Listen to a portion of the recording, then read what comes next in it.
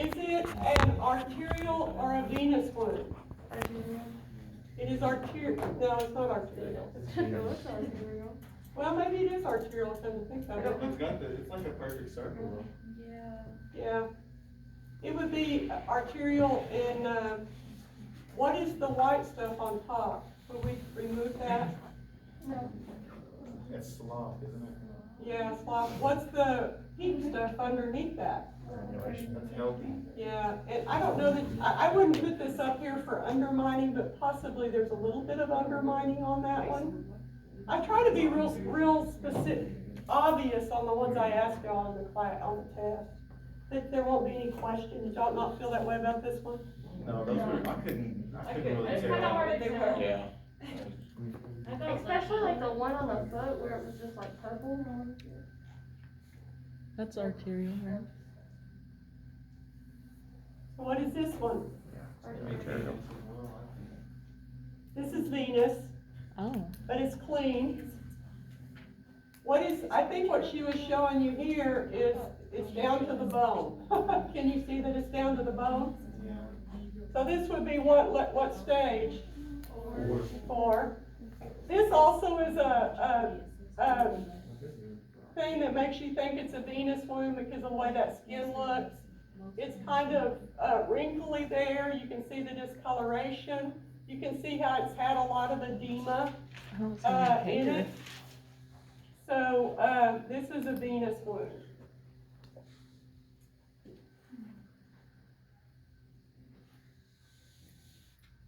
So she has hypergranulation here because, and this would be the overlapping.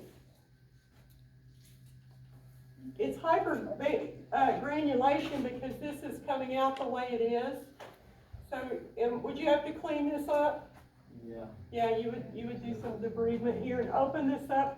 You also have some overlapping here, and so you're probably gonna open that up on the edges. I'm just trying to think, go through and find some that are good. He has them in order, so.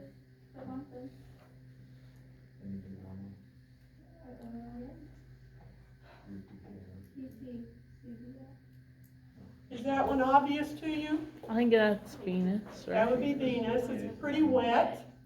It's pretty wet. Oh. What about that one? Venous. That's neuro. That's, what's the white stuff called around the edges? Maturation. So that's almost always gonna be a venous. Not necessarily, I shouldn't say that, because sometimes people get an arterial wound too wet, you're gonna have this. And so that would be, the dressing would be inappropriate. What stage do you think this one is? Definitely a 4. Pretty deep down in there. Yes.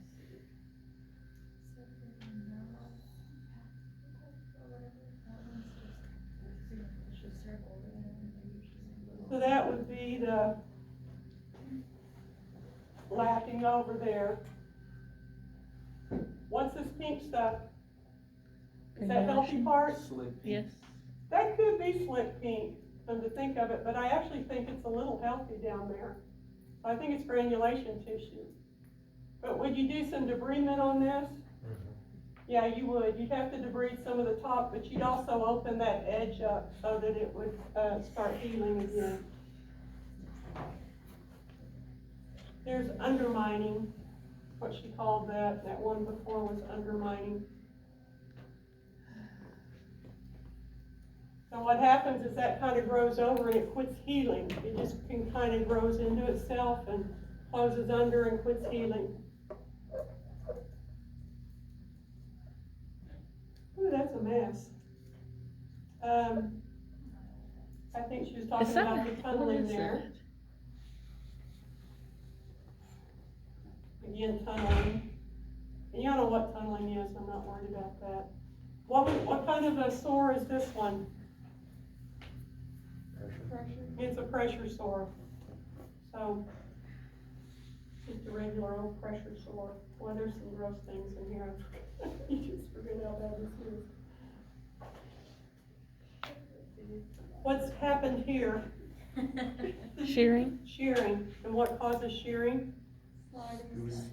Sliding across a sheet or just rubbing against something and it opens that up. And would this be a stage 1 or a stage 2 or a stage 3? I'm talking about this area. 2? It'd be a 2 because it's like a blistering. So that would be a 2. Good. Shearing again.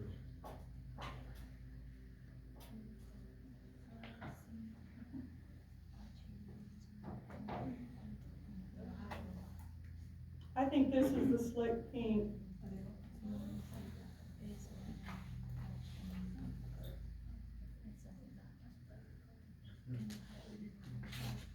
Yeah, but you would debride that.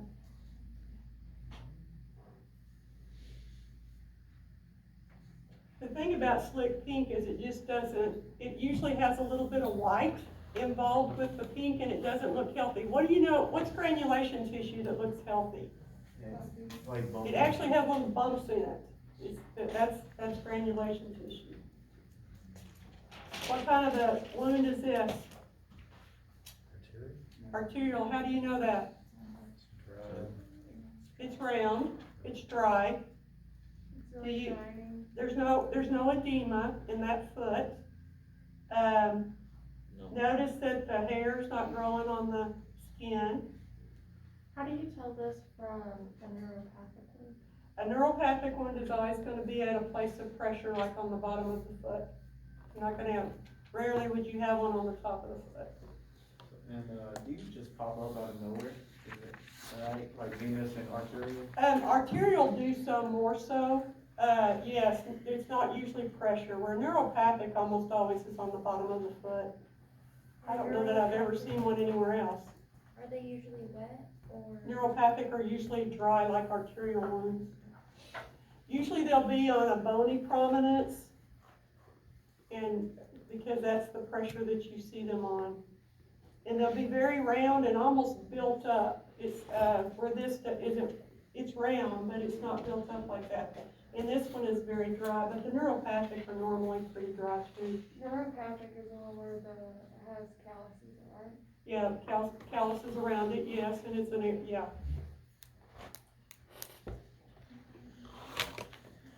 What about this one? It's a diabetic then. The diabetic. That's probably a pressure. Is it kind of like the Let's neuro? get down to the, I think so.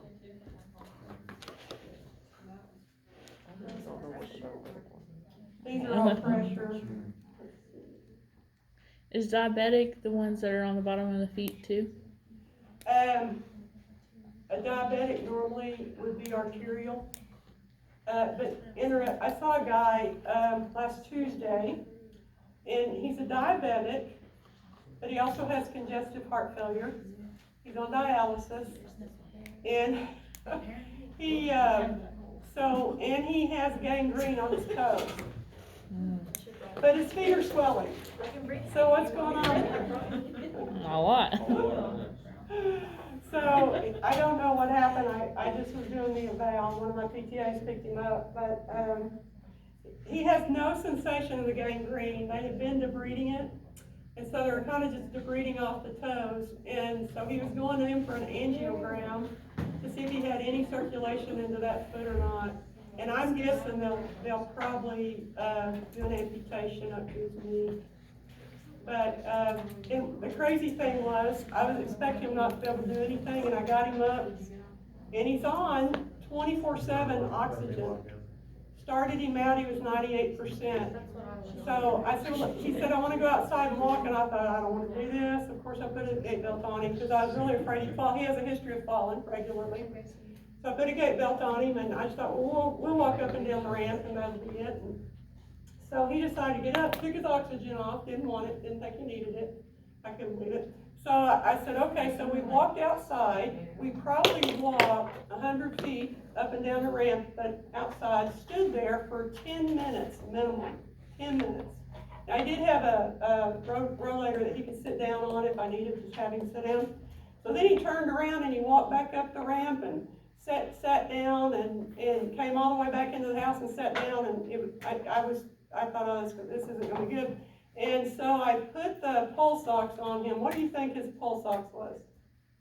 Perfect. 98%. This man need oxygen? Probably not. He's very tied to it at this point. May need it at night, but certainly doesn't need it during the day, and so it's actually doing damage to him at this point. So anyway, it was interesting. Is it up as high as it can go? Pardon? Is the oxygen up as high as it can go to? No, it was only on 2 liters, so that was good. You know, the time that you really have to, oxygen does damage to actually where people are not, it affects the efficiency of their breathing after it goes up over 2 liters. So when people get up to 3 and 4 liters, they're not ever gonna come off of it again because it's breathing for them. And so it takes away their own efficiency in their breathing. So if you can wean them back down to 2 liters, that's always a good thing. If you can wean them off for time, you know, it's just nice for them, just like him getting up and going outside and walking. It was really nice he could do that. He goes in, takes a shower. I don't think he needs it at all during the day, probably not. But he's gotten connected to it, and I'm not sure he could, although he walked, I mean, it was a 20-minute type thing. We were up and moving. I couldn't believe it. Anyway, there you go, not knowing what to expect from a patient. And I was more worried about his feet, you know. We did put shoes on when we went outside, but he does not wear shoes in the house. Mm-hmm. So, and it was a messy house, pretty mess. So, anyway. So what kind of patient education would I do for him? What do y'all think I did? You need to be wearing shoes. Your toes falling off, that's gross. Okay, I didn't say that to Oh, it hurts. But then what if the toe just fell walking his shoe? He just walked around. Well, It's like crunching noise. he had a picture of it before. The wound specialist there at Baptist Hospital is actually very good. It's a doctor that's been there quite a while, and their team is really good. And so I really like them. They do a good job. And so anyway, he's going to see them, and he had lost about half of his big toe, but you could still see the gangrene there. And it's just mainly the big toe that it had affected. But anyway, he did not have any shoes on when I walked in, but he did wear shoes outside. So I thought he was going to go barefooted. So here is a callus that could easily turn into a neuropathic problem. Calluses are always a problem on people's feet. And so if you have a diabetic, it is always wise to check and see if they have good foot, if they check their feet. This man's wife checks his feet pretty regularly. So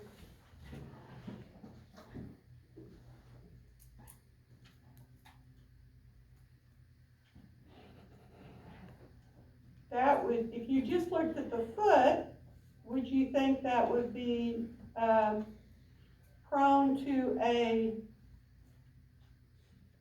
what kind of a wound do you think that'd be prone to, looking at where it's at? This would really be neuropathic, but it would fall under arterial also. You don't see any swelling. You don't see pretty much, is there any hair? It's hard to see on these pictures, isn't it? I don't see any.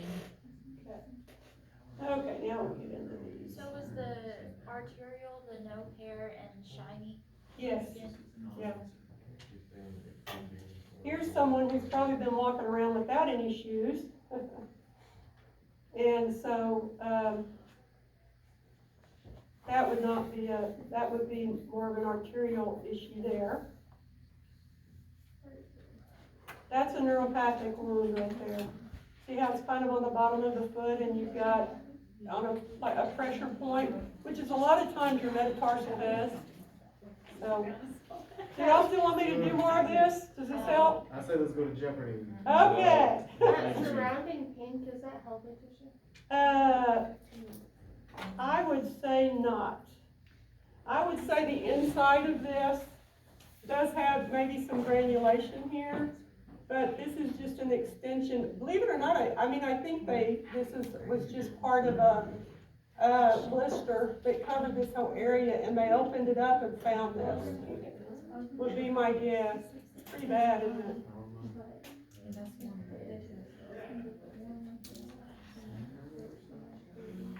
amazing what they, you know what they probably do with this is put a Lindac on it to facilitate healing there. I don't know, that's.